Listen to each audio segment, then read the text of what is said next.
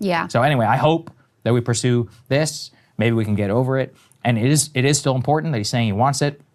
I'm still worried, especially with Mike Waltz and some of these other folks in that administration. Because if there are other people doing the deal, there's never going to be any deal. Well, and you can understand the Iranians' perspective as well of like, dude, you're the one who walked away from this. Like, how can we make a deal with your country? We did that before and got stabbed in the back by you. So, like, you know, when they're responding with like, no, we're not going to do another deal with you, that's part of the background that you have to understand. That and the fact that just the Trump administration has put on even more sanctions than existed under the Biden administration. They're targeting oil exports in particular to China. And also apparently there was previously a waiver that allowed Iraq to buy Iranian oil, and they've gotten rid of that waiver. And obviously, Iran is heavily dependent on their oil exports. That's a key part of their economic picture. Apparently, there were also sanctions that were put on Iran's metal industries. So they are going all in what he calls the maximum pressure campaign, which means amping up the sanctions even further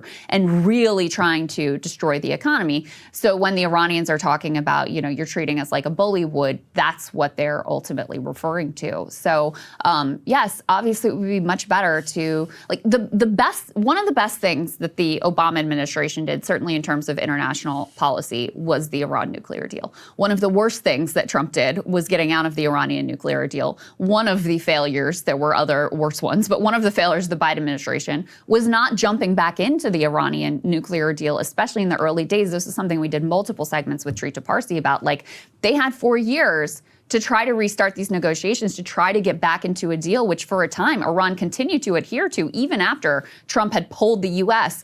out of the deal, and they didn't do it.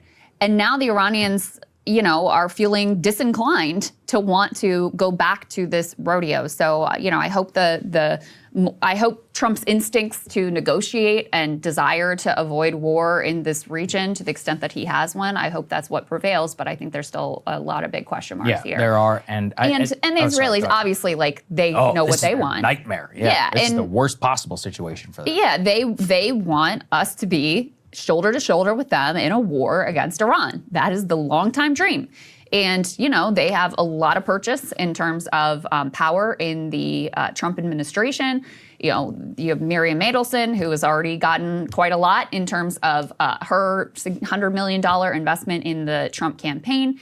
And Bibi is a savvy operator as well in terms of getting what he wants out of whoever the political leader is in charge in the U.S. So I would say at this point, you know, there's certainly nothing off the table. Hey, if you like that video, hit the like button or leave a comment below. It really helps get the show to more people. And if you'd like to get the full show ad-free and in your inbox every morning, you can sign up at breakingpoints.com. That's right. Get the full show, help support the future of independent media at breakingpoints.com.